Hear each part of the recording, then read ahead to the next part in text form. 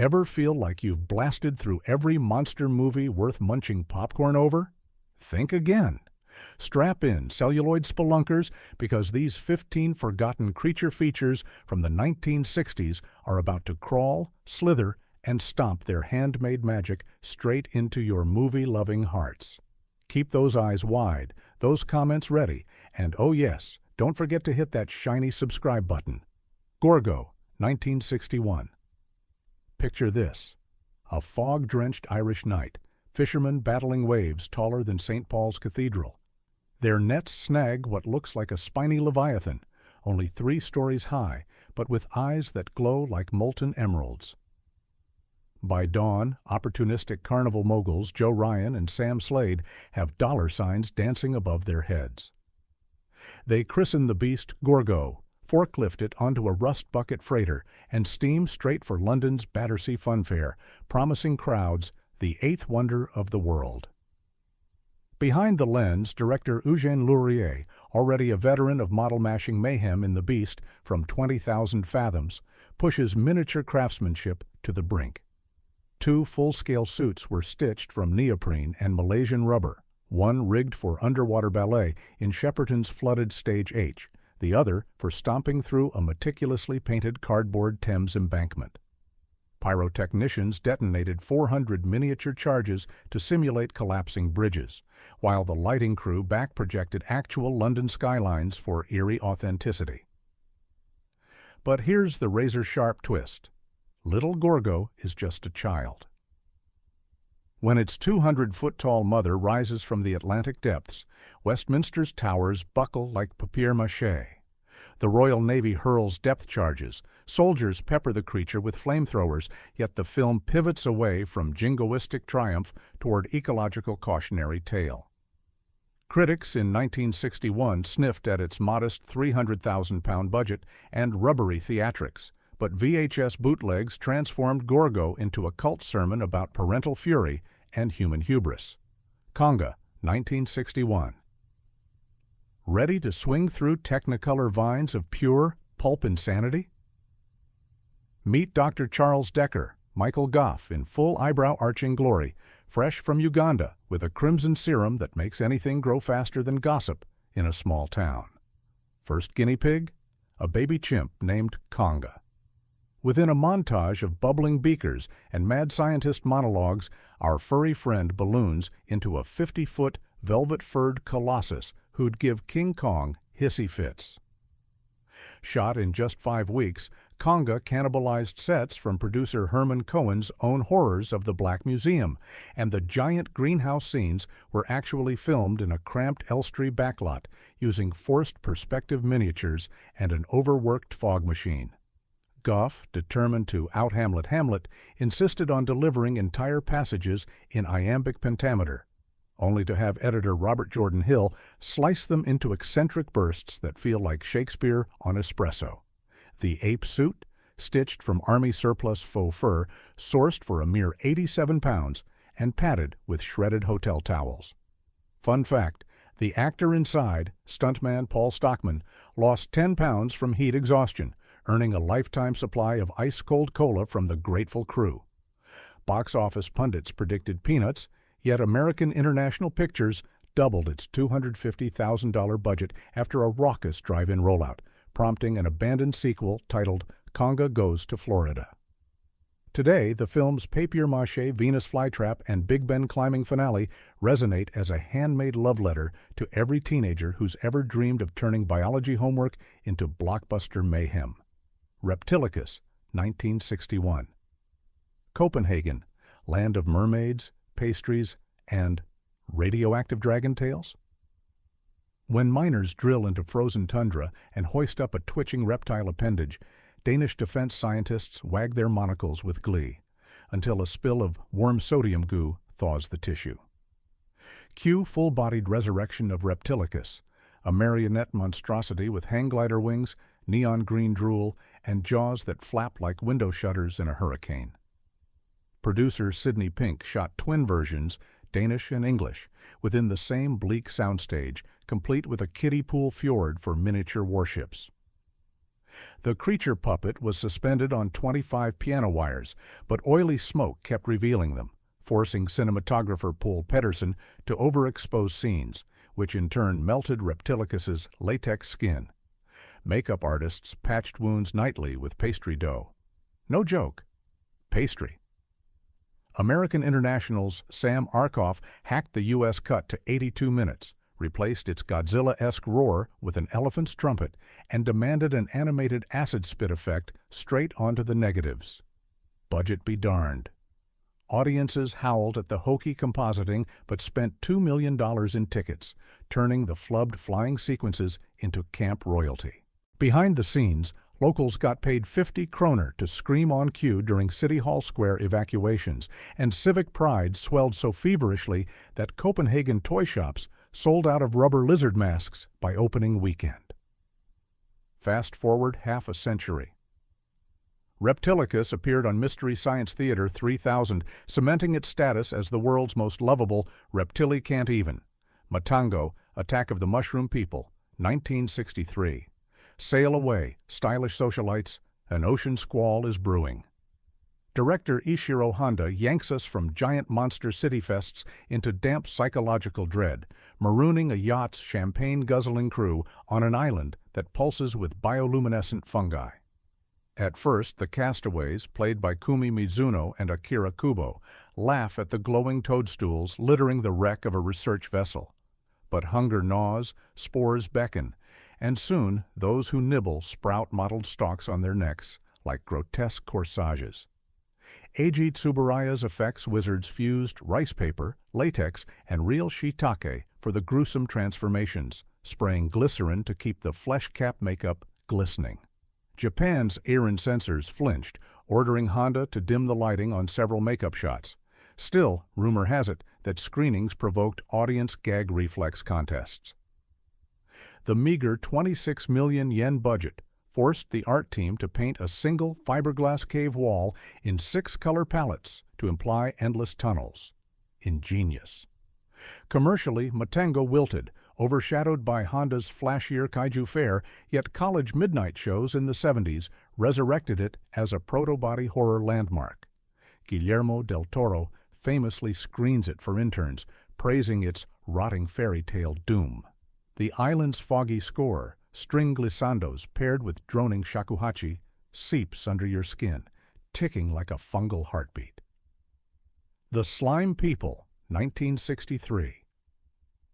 Grab your gas masks. Los Angeles is vanishing beneath a blanket of opaque goop.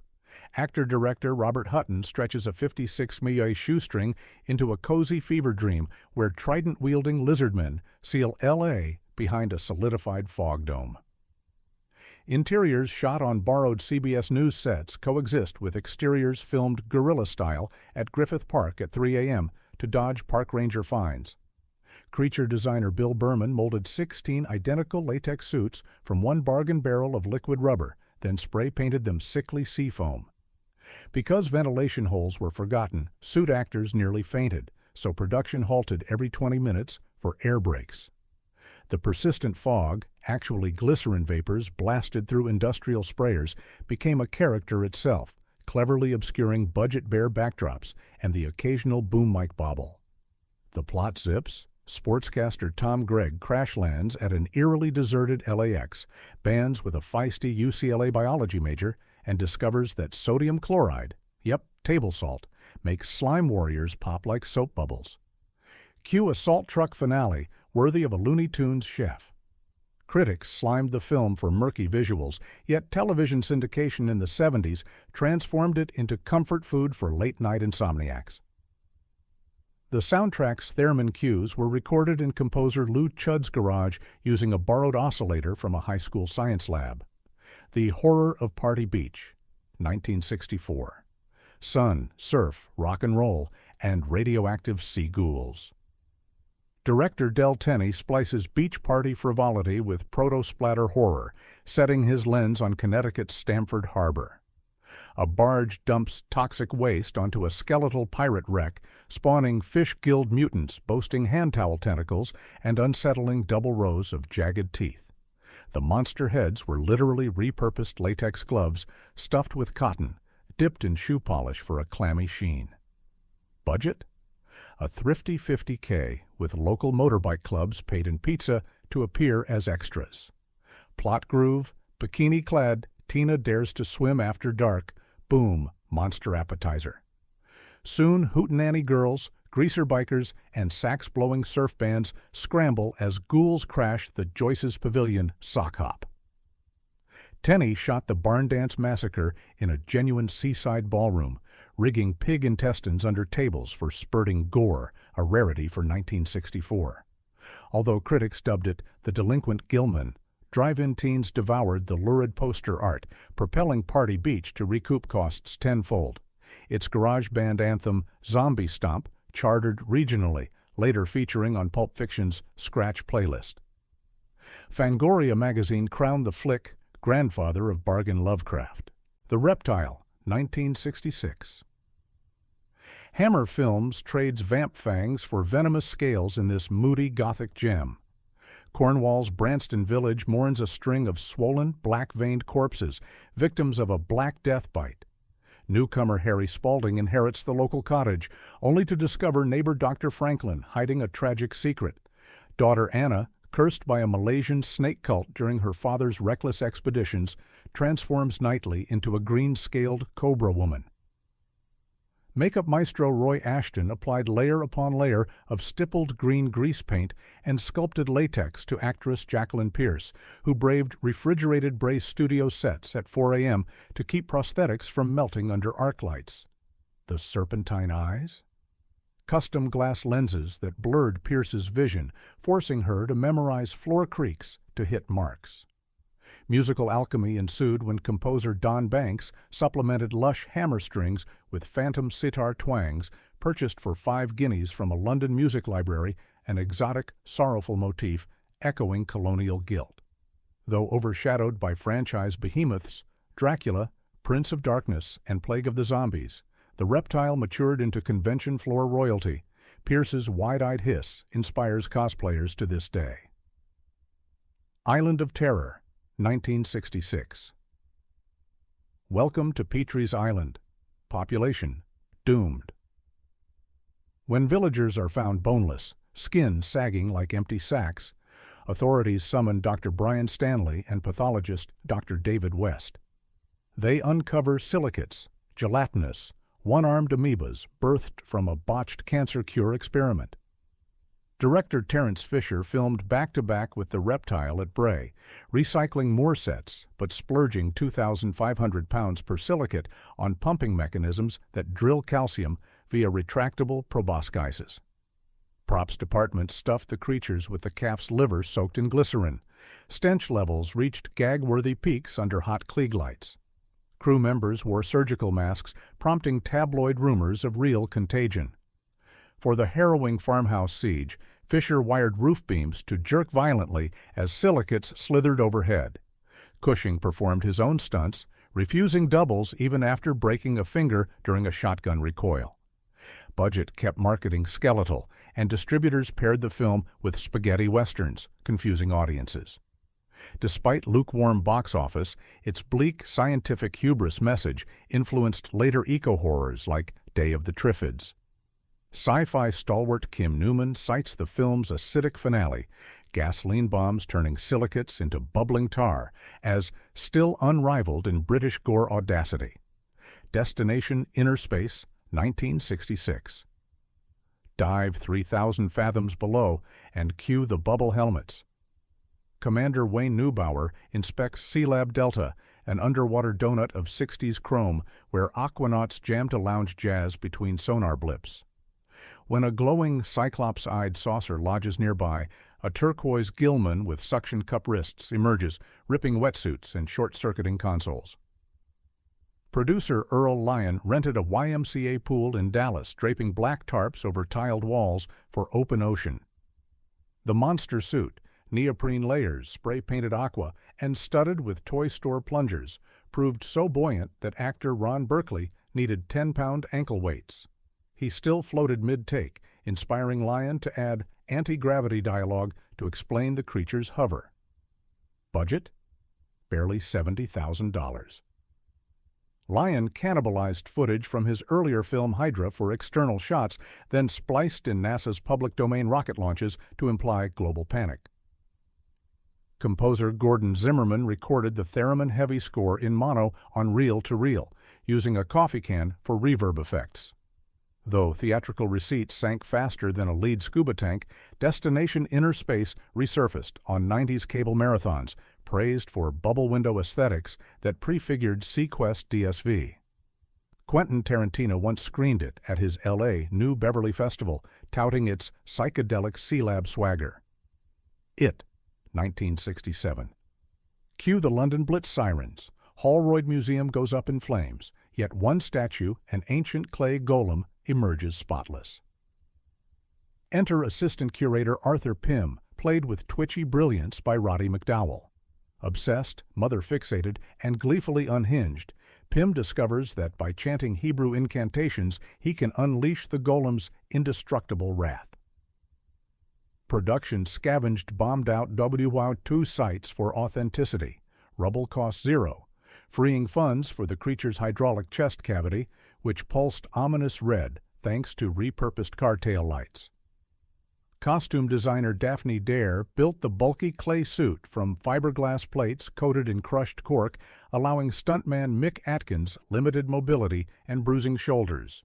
McDowall's improvised asides, addressing his deceased mother's portrait, were so chilling the editor left awkward silences intact, creating suspense from pure psychological weirdness. Critics dismissed the film as a cheap curse of the Mummy's Tomb knockoff, but later scholars praised its cheeky Judaic folklore twist and early commentary on toxic fandom. Pym's museum idolization literally destroys London Bridge. The X from Outer Space, 1967. All aboard Japan's AAB Gamma spaceship, destination Mars. Mission detours when a UFO sprays the hull with glittering spores. One returns to Earth's Fuji Astrobase, incubating into Galala, a chicken-beaked, power-absorbing kaiju who chomps nuclear fuel rods like drumsticks. Shochiku Studios, better known for melodramas, poured 120 million yen into miniature cityscapes, employing pyrotechnics ace Eiichi Okamoto to rig magnesium flare explosions bright enough to scorch camera lenses. The 7-foot-tall Guilala suit, worn by actor Koji Kawa, included an interior fan powered by motorcycle batteries to stave off heat stroke. Unfortunately, wires shorted during the Nagoya airport rampage, sending smoke billowing from Guilala's neck. Director Kazui Nihonmatsu kept rolling, dubbing it thermonuclear exhaust. Critics sniffed at the monster's rubber space feathers, yet 1970s TV syndication turned Guilala into a lovable oddity, inspiring model kits and a psychedelic rock track, Guilala's Groove, by Japanese band The Spiders. In 2008, he staged a political comeback in Monster X Strikes Back, lampooning world leaders, proof no cult critter truly dies. Shochiku's cafeteria served Guilala-shaped curry bread to celebrate Rap Day. Collectors still hunt photos of cast members munching their villain's visage. Night of the Big Heat, 1967. Picture a frosty Scottish December, only the thermometers pinned at 35 degrees Celsius. On remote Farah Island, pub owner Jeff Callum sweats through his cable knit while psychic novelist Angela Roberts senses invisible invaders stoking the mercury. Professor Vernon Stone and scientist Dr. Henderson deduces that energy-hungry aliens, imperceptible to the naked eye, generate electromagnetic heat that fries livestock and melts phone cables. Terence Fisher's direction bathes night exteriors in infrared gels, creating hellish halos around characters. Cameraman Reginald H. Wire mounted a new day-for-night filter, tinting skies a surreal copper. When the alien finally materializes, wriggling cables tipped with glowing blobs, effect guru Les Bowie used liquefied rubber poured over chicken wire, filmed at double speed to mimic creepy heat haze. The film's budget hovered near £200,000, but marketing fizzled. Hammer fans expected fangs, not sweat-soaked suspense. Nonetheless, John Carpenter cited its oppressive dread as a tonal ancestor to The Fog and The Thing.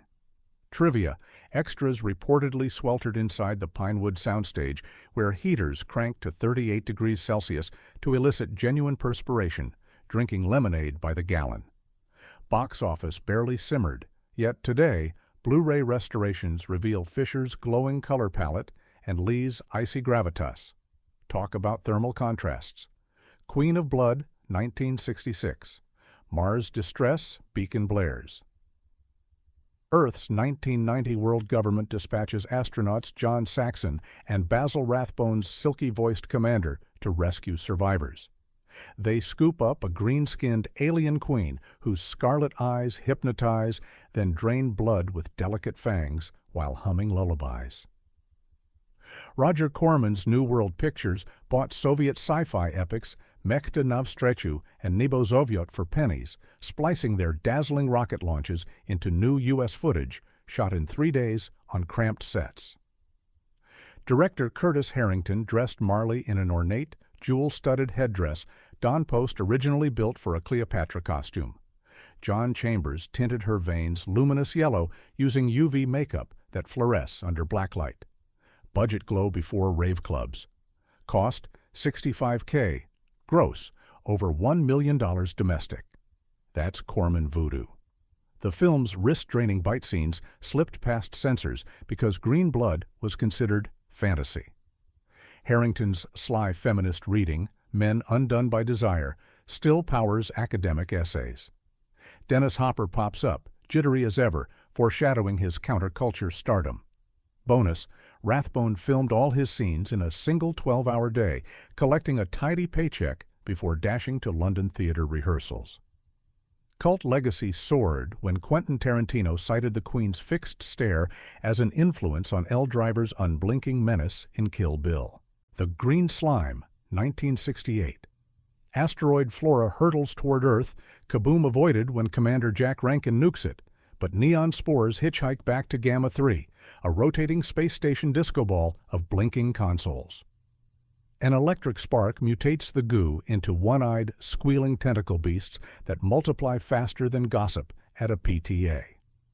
Kinji Fukasaku, later famed for Battle Royale, co-directed alongside American producer Walter Manley, blending tokusatsu miniatures with Tex-Mex melodrama. Art director Akira Watanabe built a 5-foot spinning Gamma 3 model, mounting fireworks along docking arms for zero-G explosions. Creature suits sprouted flexible vacuum cleaner hoses as tentacles. Operators inside used bicycle brake cables to whip them. The rubber smelled like burned driftwood under studio lamps, and suit actors cooled off with frozen towel wraps between takes. At $800K, this U.S.-Japan venture was pricey for the era. Thankfully, MGM's psychedelic marketing, complete with surf guitar theme song by Tomoyuki Tanaka, lured mod teens. Critics balked at calamari carnage, yet later generations embraced the film's day-glow aesthetics. James Gunn cited its color palette for Guardians of the Galaxy Vol. 2. Latitude 0, 1969. Dive past the equator to 0 degrees latitude, 0 degrees longitude, 12,000 feet down. Welcome to Latitude 0, a golden-domed utopia where Captain Craig Mackenzie sports velvet capes and eternal youth, courtesy of radiation-blocking micronite. Ishiro Honda directs this east-west fever dream, pitting Mackenzie's nuclear-powered submarine Alpha against Dr. Malik's freak show arsenal. Lion-woman hybrids, bat-condor men, and rat-men stormtroopers. Budgeted at a staggering 300 million yen, Honda's costliest project, the production cannibalized Toho's largest tank stage, painting fiberglass coral in metallic hues. Costume designer Eiko Ishioka stitched emerald capes from leftover circus fabrics scavenged at Tokyo flea markets. Mechanical effects legend Yasuyuki Inoue built a 14-foot miniature of the Alpha, wiring it for underwater sparkler torpedoes that singe cameramen's eyebrows. American screen icon Cotton filmed his scenes in 1 month, while Cesar Romero took over villain duties, ad-libbing Latin insults at rat henchmen. Box office fizzled amid Japan's student protest era, yet TV reruns forged fandom. Modern critics hail its pre-Star Wars space opera camp. Honda borrowed soundstage slots from Akira Kurosawa's Dodesca Den when Latitude's overrun threatened cancellation, Talk about the auteur tag team. Gamera vs. Barugan, 1966. Not content with torching Tokyo, Daiei's tusked turtle Gamera rockets back from Mars prison and finds Japan under siege by Barugan, a horned lizard that shoots a rainbow death ray from dorsal crystals and a freezing tongue capable of flash-chilling tank brigades. Director Shigeo Tanaka doubles down on war allegory. Barugan hatches from a stolen opal during a greedy jungle expedition, echoing Dabudotubandu plunder guilt. Teruo Araki donned the 40-kilogram rubber Gamera suit, half submerged in heated tanks to prevent hypothermia during Arctic Lake battles. Meanwhile, the Barugan puppet contained 700 fiber optic cables to illuminate rainbow beams, cutting edge for 1966. Special effects chief Noriaki Yuasa shot slow-motion ice spew by firing crushed ice through high-pressure hoses at 240 frames per second, coating miniatures in authentic frost patterns. Budget soared to 80 million yen, causing studio head Masaichi Nagata sleepless nights. U.S. cuts trimmed political themes and renamed the film War of the Monsters, slashing 12 minutes and muting its anti-imperial critique. Still, international TV packages, banked coins, and modern Blu-ray restorations reveal painterly matte skies once dulled by 16mm transfers. Easter egg, Barugan's rainbow projector used spinning mirrors from dismantled pachinko machines. Talk about recycling. Final question, shell-shocked viewers, fire-breathing turtle or rainbow-vomiting lizard? Which side do you choose in this kaleidoscopic kaiju clash? Sound off loud enough to crack an opal. And there you have it. 15 hand-stitched nightmares that prove the 1960s dripped with more latex, guts, and gumption than 1,000 CGI spectacles combined. Which creature slithered highest on your must-watch meter? Drop that title in the comments, slap the like button with kaiju-level force, and subscribe to Movieverse so you never miss another dive into cinema's hidden catacombs. Ring that bell, share the video with fellow monster maniacs, and keep those projectors humming. We've only just begun excavating the buried treasure trove of forgotten film gold. Until next time, keep watching the skies and the murky depths below.